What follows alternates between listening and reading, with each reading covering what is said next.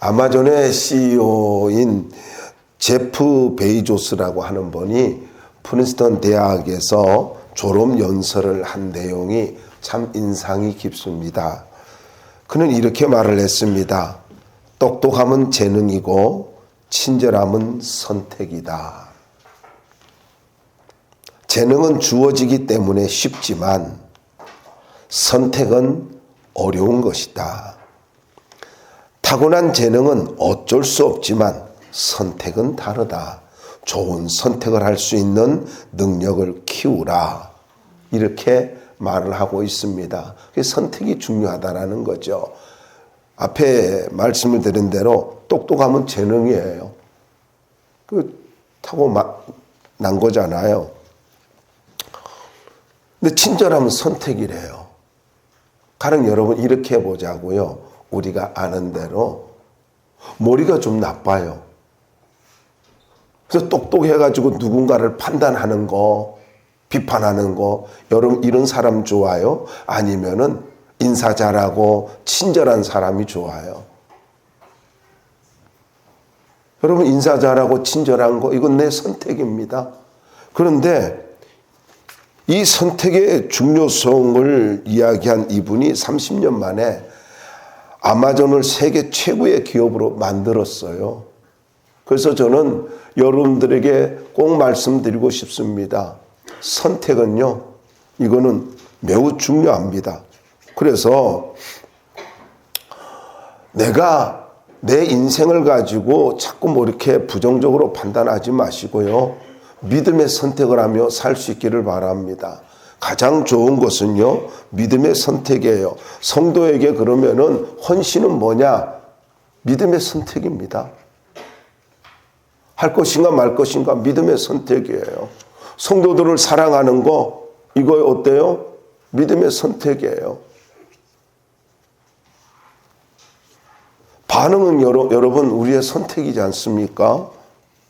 믿음의 헌신은 정말 오늘 말씀을 제가 묵상하다가 준비하다가 참 많은 이렇게 생각이 되어졌는데 믿음의 헌신을 한 거잖아요. 그럼 여러분 오늘 말씀 한번 보세요. 거기에 보면은요, 특별히 이런 말씀이 있지 않습니까? 힘을 다하여. 저는 이 말이 그렇게 감동이 돼서 힘을 다하여. 8절에 있는 그는 힘을 다하여 내 몸에 향유를 부어. 힘을 다하여. 준비된 것인데 힘을 다했대요. 이게 마음이 자꾸 와 닿는 거예요. 그래서 말씀을 묵상하다가 힘을 다했다라는 말이 뭘까 하는 생각을 해보게 됐어요. 있는 걸 가져왔다는 이야기가 아니잖아요. 힘을 다했대요. 한번 조금 생각해 보세요. 내가 힘을 다하여 하는 게 뭡니까? 준비를 위해서 나의 모든 걸 쏟아놓았다. 이런 이야기잖아요. 어떤 것을 위해서 다 힘을 쏟아놓은 거, 모든 걸 쏟아놓은 거. 그래서 이렇게도 우리가 성경에는 나와 있지 않습니다만 이 힘을 다하여 이런 말씀을 가지고 한번 유추해 본다면요, 이런 생각할 수 있어요. 원래 이 옥합을 가지고 향유 옥합은요, 준비되어진 것이라고도 볼 수가 있겠습니다만은요, 아가씨니까, 결혼하지 않은 아가씨니까 이게 준비되어진 것일 수도 있습니다만 힘을 다하여라고 하는 말은 있던 걸 가져왔다는 것이 아니라 이거를 준비하기 위해서 최선의 노력을, 향유 옥합을 만들기 위해서 최선의 노력을 했다라는 의미가 되는 거예요. 그러니까 헌신은 그냥 하는 게 헌신이 아니라 힘을 다하여 헌신하는 것이다 라는 것입니다.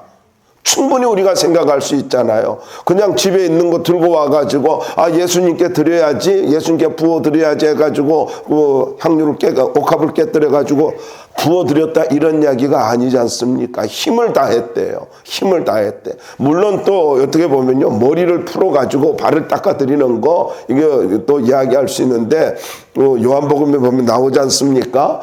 그렇게 이야기할 수 있죠. 발을 닦아드리는 거. 너무 힘을 다할 수 있죠. 그런데 그런 의미가 우리가 생각하기에는 좀 아니지 않습니까? 없는데. 그리고 자기가 가진 것도 그렇게 많지 않은데 모든 걸 가지고 준비를 하기 위해서 다 쏟아놨다 이런 의미잖아요. 근데 이걸 가지고 본 가룟 유다가 화를 내요. 화를 내는데 그것을 팔아서 가난한 자들에게 도와주지 왜 허비하느냐 이렇게 책망을 합니다. 저는 이런 생각이에요. 화를 내는 사람은요, 자기가 옳은 거예요. 자기가 옳은 거예요. 우리 일반적인 관계 속에도 그렇잖아요. 자꾸 화를 내는 사람은요, 회개가 없습니다. 자기가 옳기 때문에. 이게 가장 무서운 거예요. 자기가 옳으니까. 화를 내는 사람은 자기가 옳아요. 그래서 회개가 없어요. 그 교만함이라는 거죠. 우리는 하나님 앞에 다 죄인이에요. 부끄러운 죄인이고 은혜로 사는 거예요. 은혜로 구원받았고 은혜로 살아가는 겁니다. 분노한다는 것은요, 자기가 옳다는 거죠.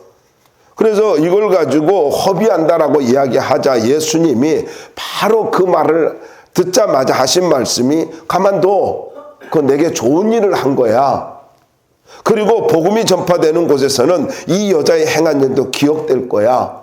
그렇게 칭찬을 해주셨습니다. 이것이 본문의 내용입니다. 자, 첫 번째 1절로부터 3절 말씀을 통해서 헌신과 자세에 대한 것을 먼저 좀 생각해 보자고요. 자, 주님께 대한 헌신이 뭐냐라고 이야기한다면은 사랑과 은혜를 깨닫는 것에 비례한다는 것입니다. 그러니까 헌신은요, 사랑과 은혜를 깨닫는 것에 비례합니다. 매우 중요하죠. 3절 한번 다시 읽어봅시다. 3절입니다. 시작. 예수께서 베다니 나병 환자 시몬의 집에서 식사하실 때에 한 여자가 매우 값진 향유 곧 순전한 나드 한 옥합을 가지고 와서 그 옥합을 깨뜨려 예수의 머리에 부으니, 저는 이 말씀을 보면서 이런 생각이 들어요.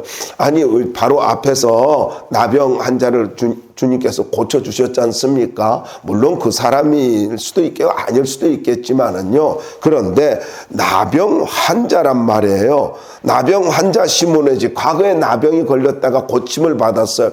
영원한 저주의 상징인 이 나병 환자, 나병이 걸렸었는데 이게 고침 받았으면은요, 얼마나 은혜로운 것입니까? 그래서 다른 곳에서는요, 예수를 위하여 잔치를 했다 이런 표현도 있습니다.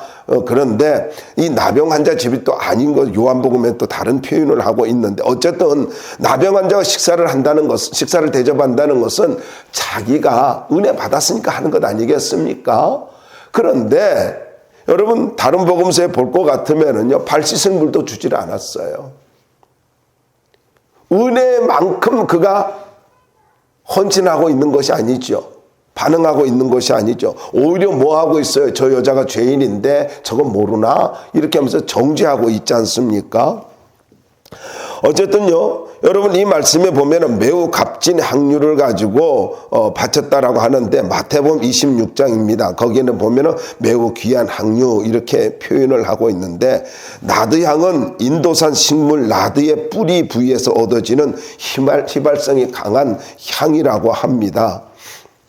그 향은 우리 세미 집사님이 가장 잘 알겠죠. 매우 귀해서 이게 왕과 같이 높은 지의 사람들에게만 바쳐졌다고 합니다. 역사가 헤로도투스에 의하면요, 페르시아 제국의 고레스 왕 우리 많이 들어서 알고 있잖아요. 그의 아들 캄비세스가 에티오피아 왕에게 보낸 5가지 선물 중에 하나가 나드향이었다고 합니다. 그만큼 왕이 선물을 할 정도로 귀한 물품이었다라는 것입니다. 그래서 나드향은 귀하고 고가의 향으로서 옥합에 담겨 있는데, 결혼하지 않은 아가씨들이 결혼할 때 이 향유를 사용했다고 하는 것입니다. 이처럼 귀한 향유를 한 여자, 이걸 가지고 요한복음에서 마리아라 이렇게 같이 보고 있습니다. 어쨌든 아낌없이 헌신을 했어요. 이 내용 우리 너무 잘 아는 본문이잖아요. 그래서 여러분, 헌신은 뭔 줄 아세요? 헌신은요, 가장 귀한 것을 드리는 게 헌신입니다. 내가 그냥 아무거나 주워가지고 하나 주는 거, 이건 헌신이 아니에요. 주님께 드리는 것은요, 언제나 가장 귀한 것이 되어야 하는 것입니다. 여러분 잊지 마세요. 여기에서 보면은요, 어쩌면 그는 비싸다? 이런 이야기가 아닙니다. 비싼 거 이걸 이야기하는 것이 아니라 가장 귀한 것입니다. 그런데 여러분 여기서 이렇게 정리가 할 수 있어요. 믿음 생활을 오래 했어도요, 헌신이 없다면은 믿음이 없는 것입니다. 믿음 없는 거예요. 은혜가 적다라는 거예요. 아니, 나병 환자가 고침받았으면은요, 나병 환자는요, 가족과 격리돼야 되고, 이웃과 격리돼야 되고, 그리고 마을 공동체에서 격리돼야 되고요, 저주의식을 갖고 살 수밖에 없잖아요. 사람 보면 피해야 되고요. 나는 부정하다, 이런 인생을 살았잖아요. 근데 우리는요, 이런 과거의 문둥병과 같은 문둥병과 같은 그런 삶 속에서 내가 고침을 받았어요. 깨끗함을 받았어요. 하나님의 자녀로 구원을 받았어요. 여러분, 예수 믿는 게 뭔 줄 아세요? 갈수록 하나님의 은혜의 깊이를 아는 거예요. 그게 사도 바울이지 않습니까? 사도 바울이잖아요. 사도 바울은 뭐라 그랬어요? 디모데후서 마지막에 그가 순교를 앞두고 마지막에 젊은 목회자 디모데에게 편지를 보내면서 그게 마지막 편지란 말이에요. 그렇게 보낼 때 뭐라 그래요? 내가 죄인 중에 괴수로다. 아니, 순교의 길을 가고자 하는 거, 곧 자기가 죽을 거 알아요. 순교의 길을 걸어가는 거 알아요. 그런데 하나님의 나라와 영광을 위해서 순교의 길을 걸어가고자 하는 이 사람이 한 말이 무슨 말이에요? 나는 죄인 중에 괴수라. 여러분, 저는 그 말씀이 가슴에 정말로 많이 와 닿고 있고요. 생각을 많이 하게 돼요. 자주자주 묵상하게 돼요. 나도 주님 앞에 갈 때에 내가 죽음을 임박해가지고 내가 죄인 중에 괴수라, 나의 인생이 은혜였다라고 말할 수 있을까? 이렇게 말할 수 있다면 얼마나 좋을까? 그런 생각을 해보는 거예요. 나병 환자였어요. 그런데 이 여인이 다른 곳에는 죄인이라고 이렇게 이야기하는데, 여러분 아무리 죄인이라 할지라도 나병 환자와 같을까요? 비교가 안 되지 않습니까? 그래서 다시 말씀드립니다마는요, 헌신은 사랑과 은혜에 기초한다는 것입니다. 사랑과 은혜에 기초하는 거예요. 시몬에게 사랑을 많이 받은 사람이 헌신을 한다는 것을 가르쳐주고 있습니다. 그러므로 다시 말씀을 드릴게요. 헌신은 믿음의 수준이며 하나님의 사랑과 은혜를 깨닫는 것에 비례한다라고 이야기할 수가 있습니다. 두 번째 자세를 한번 보자고요. 3절 말씀에 나와 있는데, 여러분 헌신의 자세라고 하는 것은요, 그것은 옥합을 가지고 다시 한번 보자고요. 그 옥합을 깨뜨려 예수의 머리에 부으니 이렇게 말하고 있어요. 그런데 요한복음 12장 3절에서는 자기 머리털로 그의 발을 닦으니 향유 냄새가 집에 가득하더라, 이렇게 말하고 있습니다. 주경학자 랑게라고 하는 분은 여기 사도 요한이 머리에 기름 부은 것을 말하지 않은 것을 이렇게 말하고 있어요. 그것은 모든 사람이 알 수 있는 것이었다. 그래서 그는 그것을 말하지 않았다, 이렇게 말하고 있어요. 왜냐하면 사랑이 많은 요한의 눈에는요, 마리아가 향유를 발에 붓고 머리털로 예수님의 발을 가지고 씻기는 것은요, 이것은 충격과 감동 그 자체였습니다. 저는 이런 생각을 해보게 되어집니다. 여러분, 사도 요한이 지금까지 많은 분들의 또 여자들이 자기의 것으로 예수님을 공개했다, 뭐 그렇게 성경에도 나와 있잖아요. 많은 헌신을 사람들이 했어요. 그걸 봐왔어요. 그런데 여기 요한복음 이 말씀에 보면은 마리아의 헌신은요, 이거는 도무지 당시에 문화적으로나 이게 있을 수 없는 일이었던 거예요. 그러니까 이렇게 말할 수 있어요. 그의 헌신은 충격이었다. 여러분, 우리 이런 좀 생각을 해볼 수 있지 않습니까? 나의 헌신이 감동과 충격을 줄 수 있다면요, 얼마나 아름답겠습니까? 나의 헌신이 사람들에게 충격을 주고 감동을 줄 수 있다면, 여러분, 주의 일은요, 감동을 줘야 돼요. 불편함을 주면 안 돼요. 교회에서 뭔가 주님을 위해서 헌신하잖아요. 저는요, 양해를 구합니다. 오늘 그 안내를 보는 그 김권사님께서, 이게 영상으로 하니까 이름 안 할게요. 김권사님께서 아내를 보는데 밝게 웃으면서 인사를 하더라고요. 뭐 웃고 싶겠어요? 안 그래요? 그런데 어서 오세요 하면서 주보 나눠주고, 그게 뭐예요? 감동 주는 거잖아요. 여러분, 식당 봉사하는 거 얼마나 아름다워요. 난 가끔 이거 식사하면서 봐요. 식사 당번 아닌데도 가가지고 막 이렇게 앞치마 두르고 막 설거지를 하고 뭐 이런 모습을 봐요. 저는요, 아니 당번이 아닌데 의무로 하는 게 아니잖아요. 그건 뭡니까? 가서 저분과 저렇게 하면은 좀 시간 오래 걸리겠다, 예배 시간에 좀 불편하겠다, 쫓기겠다, 그 배려하는 마음으로 해주는 거잖아요. 그 얼마나 아름다워요. 그냥 자기 시간만 하셔. 얼마나 아름다워요. 우리 이렇게 사는 거예요.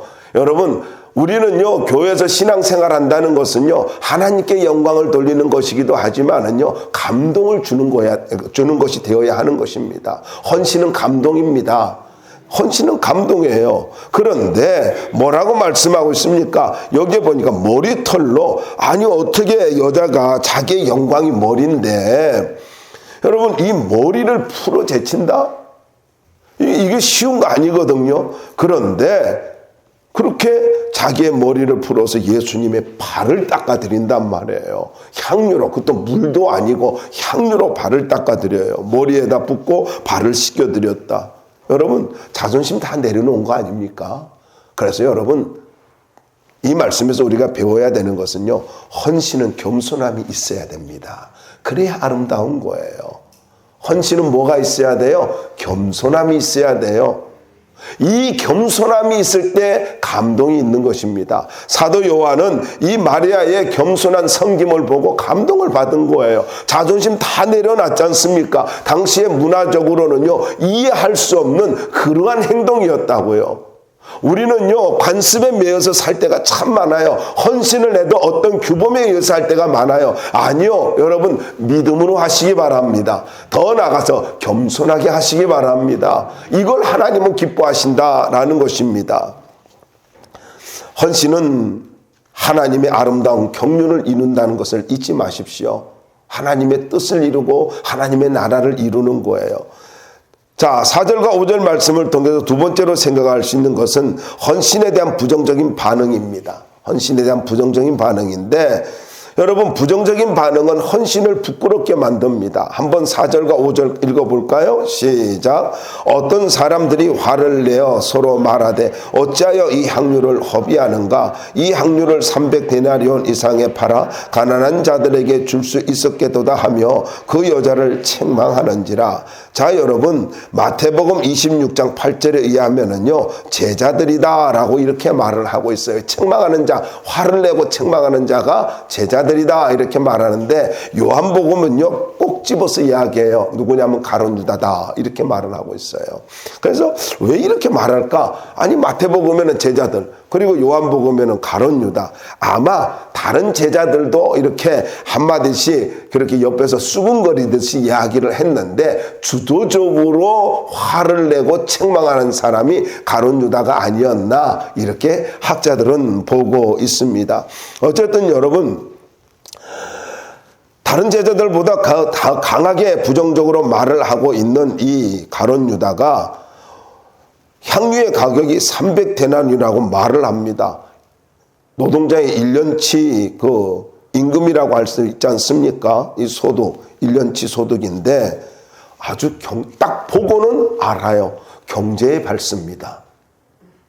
경제에 아주 밝아요. 그리고 물질에 대해서 예민해요. 여러분, 이것이 교회에서도 마찬가지예요. 어떤 부분에 대해서 예민하고 어떤 부분에 대해서 전문적으로 알면은요, 거기에 대해서 비판을 잘해요. 어떤 사람이 성숙한 사람인 줄 아세요? 알고도 침묵할 줄 아는 사람이에요. 알고도 수용할 줄 아는 사람, 이게 성숙한 사람이라고요. 여러분, 이 말씀 4절을 보면은 재밌어요. 재밌는 단어가 나오는데, 화를 내요 이 말입니다. 이 아가낙테오라고 하는 헬라어인데 이 말은요, 제가 말씀을 준비하다가 혼자서 웃게 된 말씀이기도 해요. 뭐냐면은 화를 내요, 이것이요 막 이렇게 분노하는 거, 이게 아닙니다. 이 말이 무슨 말이냐면은요, 많이 슬퍼하다라는 뜻이에요. 많이 슬퍼하다는 말에서 유래된 말이에요. 그러니까 이 화를 내고 있는 것이요, 슬픔과 분노로 마음이 많이 상한 거예요. 마음이 많이 상한 거.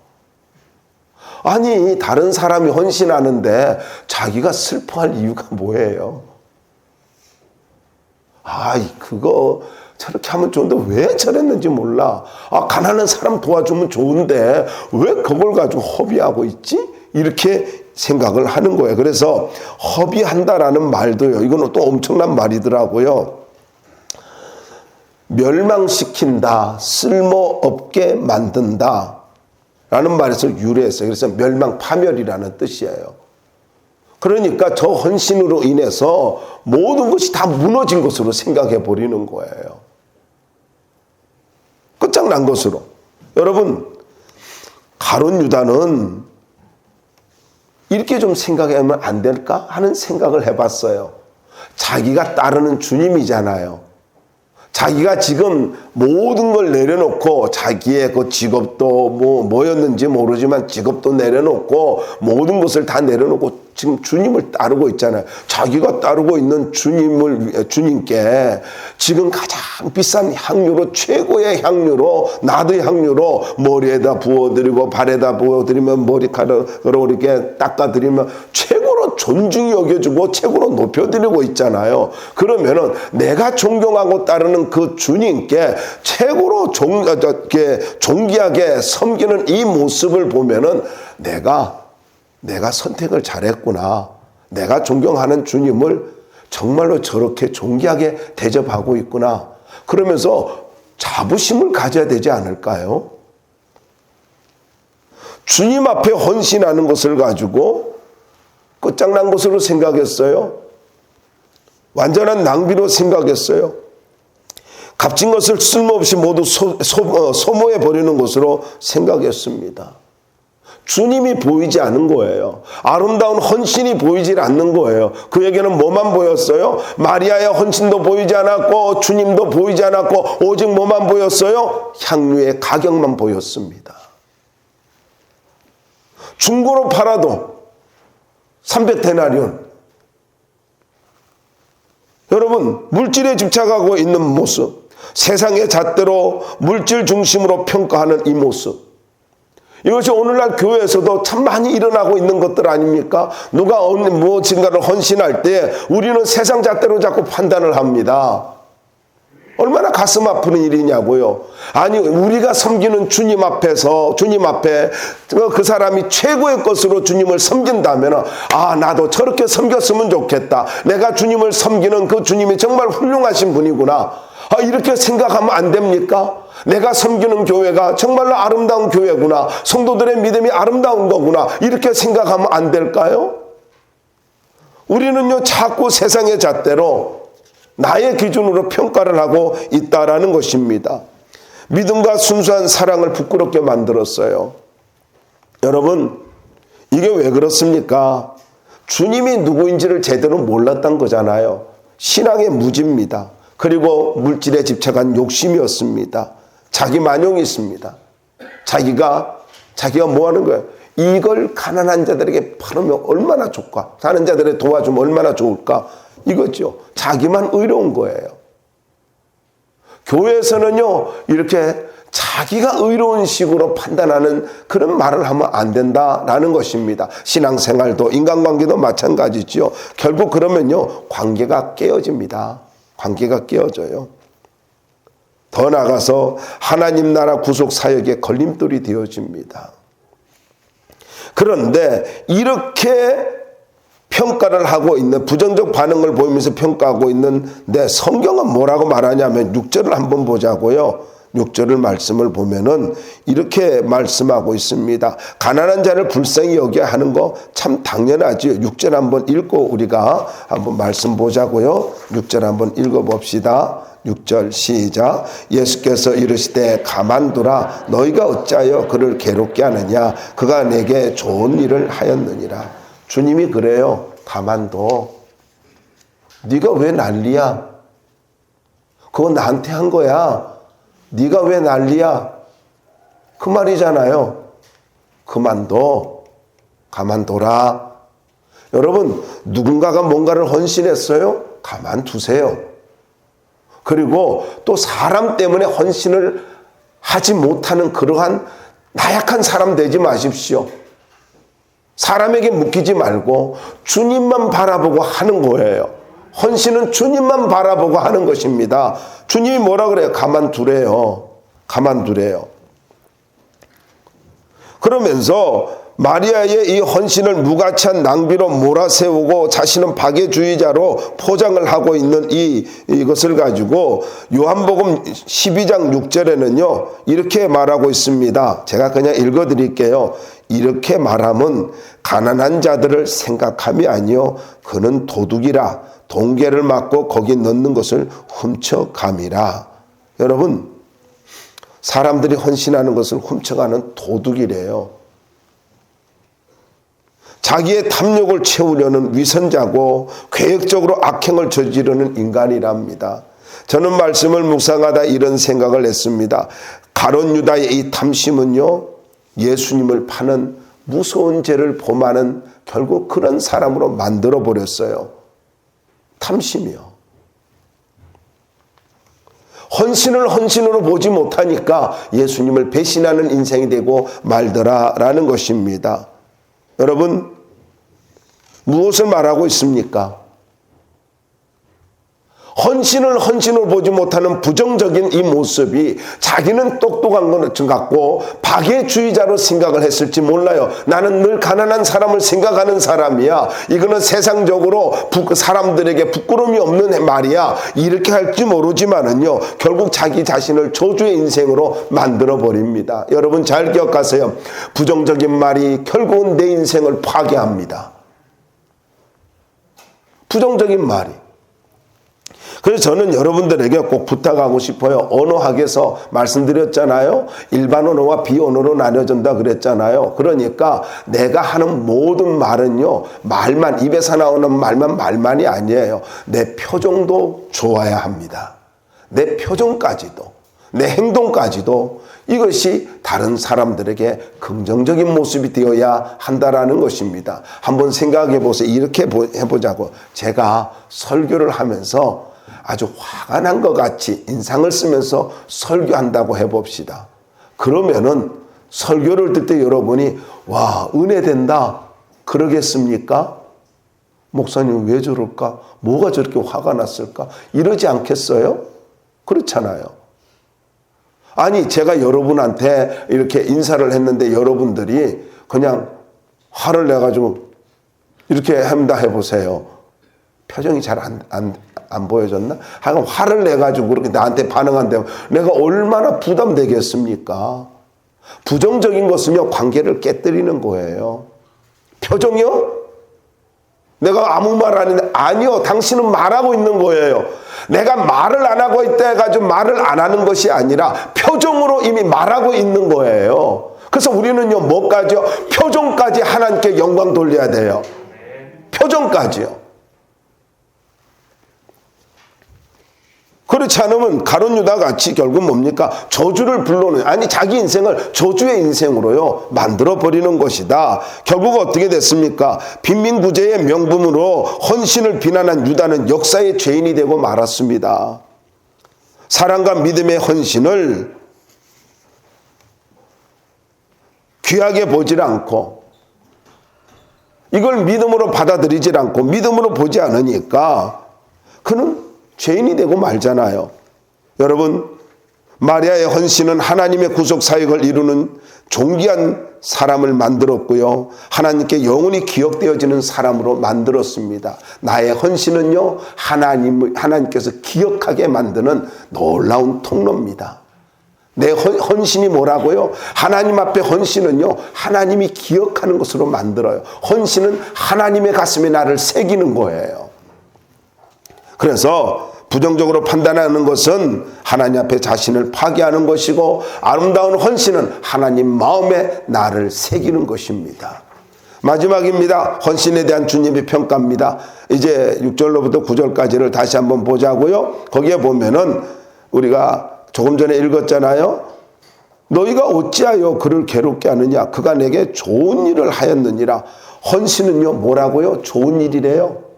할렐루야 아닙니까? 주님이 뭐라고 평가하고 있어요? 주님은요, 이렇게 말하고 있어요. 자, 성경은 뭐라고 이야기하고 있습니까? 그것은요, 하나님 앞에서 정말로 구속사역에 동참하는 거라고 한다면 여기에서 뭐라고 말하냐면은 그건 좋은 일이다, 이렇게 말을 하고 있습니다. 그래서 헌신은 주님께 좋은 일이다. 마태복음 26장 12절에 보면은 이렇게 말하고 있어요. 이 여자가, 저는 이 말씀이 이제 묵상하다 그래서 왜 좋은 일이지? 좋은 일이 뭘까? 한번 찾아봐요. 마태복음 26장 12절 한번 찾아봅시다. 왜 좋은 일인가를 잘 말씀해 주고 있어요. 마태복음 26장 12절입니다. 시작. 이 여자가 내 몸에 이 향유를 부은 것은 내 장례를 위하여 함이니라. 여러분, 무엇을 이야기하고 있습니까? 마리아의 이 헌신은요, 예수님의 십자가 죽음을 준비한 거래요. 구속사역을 준비한 거래요. 어느 누구도 예수님의 구속사역에 동참하고 있지 않고 있는데, 여기 이 마리아의 헌신이 예수님의 구속사역에 동참하는 거래요. 그걸 준비하는 거래요. 내 장례를 위하여 함이니라. 할렐루야 아닙니까?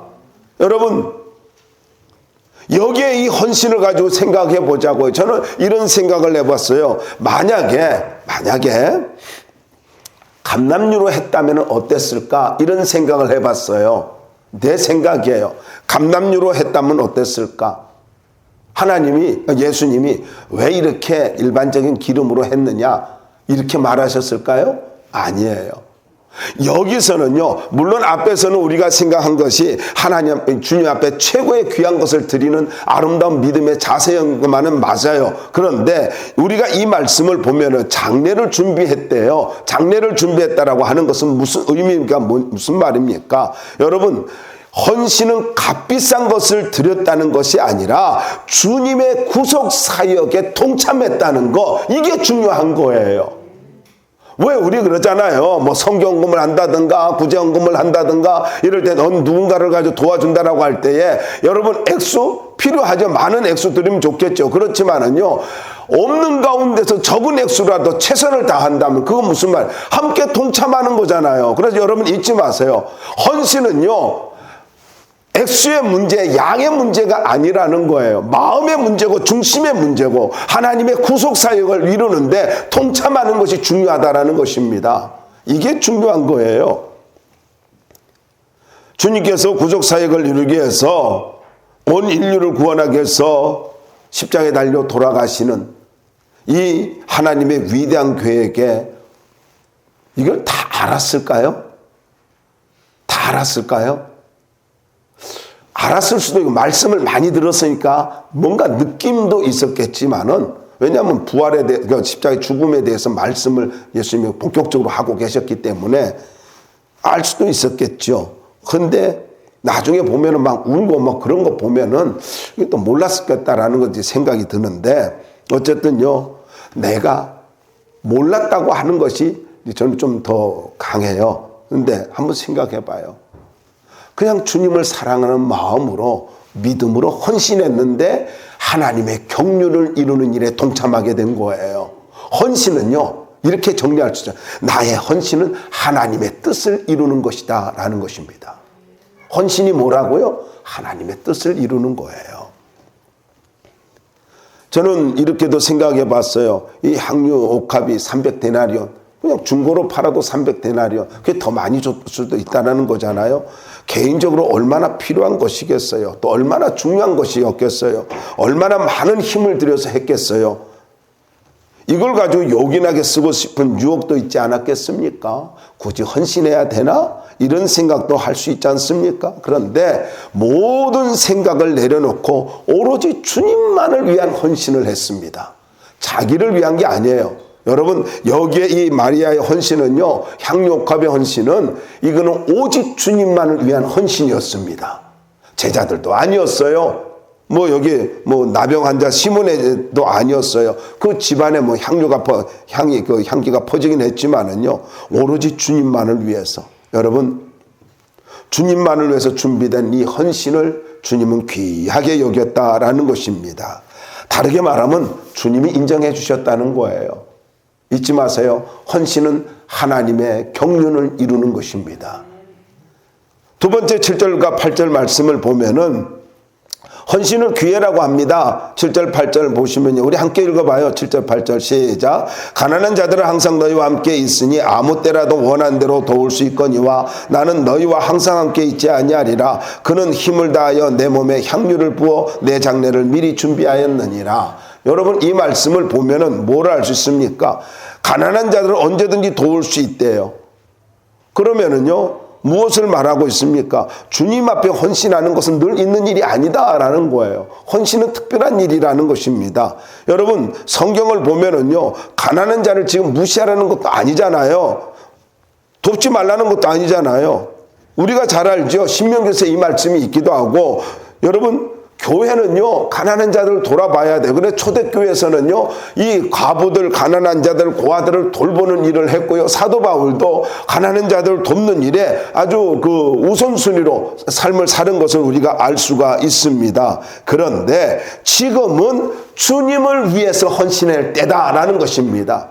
헌신은요, 때라는 거예요. 헌신은 기회라는 거예요. 언제든지 할 수 있는 것이 아니라 이 특별한 때에 주님을 위해서 특별한 때에 헌신을 하는 것, 이것은 기회라는 것입니다. 다시 한번 보세요. 가난한 자는 항상 함께 있어. 아무 때라도 원하는 대로 도울 수 있어. 그런데 나는 너희와 항상 함께 있지 않아. 그러니까 이 헌신은 특별한 기회였다라는 것입니다. 여러분, 헌신은 기회입니다. 그래서 가치가 있는 거예요. 아시겠습니까? 헌신은 기회입니다. 그리고 그것은 가치가 있는 것입니다. 헌신의 때를 놓치면은요, 그건 가치가 적어지는 거예요. 작아지는 거예요. 여러분, 하나님이 내게 감동을 주고 준비시키는 헌신의 때가 있습니까? 절대로 그걸 놓치지 마시기 바랍니다. 헌신은요, 기회입니다. 사람에게 매이지 말고 하십시오. 여러분, 주변 환경에 매이지 말고 하십시오. 하나님이 내게 주신 감동이라면은 거기에 순종할 수 있기를 바랍니다. 여러분, 다시 말씀드려요. 헌신은 기회고 헌신은 나를 존귀하게 만드는 거예요. 마지막에요. 9절 말씀 읽고 마무리합시다. 시작. 내가 진실로 너에게 이르노니 온 천하에 어디서든지 복음이 전파되는 곳에는 이 여자가 행한 일도 말하여 그를 기억하리라 하시니라. 여러분, 이 말씀을 보면은 그를 기억하리라. 그를 기억하리라. 언제요? 복음이 전파될 때에. 저는 이 말씀이 이런 생각이 드는 거예요. 마리아 헌신을 가지고 복음이 전파되는 곳마다 기억하게 된다. 무슨 말입니까? 주님이 오실 때까지 기억이 된대요. 다르게 말할까요? 여러분, 예수님께서 이 말씀하신 것이 무엇입니까? 너의 헌신은 내 마음에 새겨졌어. 너의 헌신은 내가 잊지 않을 거야. 너의 헌신은 내 가슴에 오랫동안, 내 기억 속에 오랫동안 기억되어질 거야. 그 기억이 언제까지라고요? 주님이 다시 올 때까지. 복음이 전파되는 곳마다 하면, 다르게 말하면 주님이 오실 때까지, 이 말입니다. 그러니까 이렇게 이야기할 수 있어요. 헌신은 주님이 오실 때까지 기억되어지는 거예요. 그래서 헌신은 위대한 겁니다. 헌신은 가치가 있는 것입니다. 여러분, 우리의 헌신, 여러분이 어떤 모양으로 헌신을 하든지 그것은 가치가 있는 것이고, 하나님 앞에 헌신하는 것, 그것은 하나님의 가슴에 기억되어지게 만드는 것이다 라는 것입니다. 그러므로 다시 한번 여러분에게 말씀드립니다. 헌신의 기회를 놓치지 않는 지혜로운 믿음의 사람들이 될 수 있기를 주님의 이름으로 축원합니다.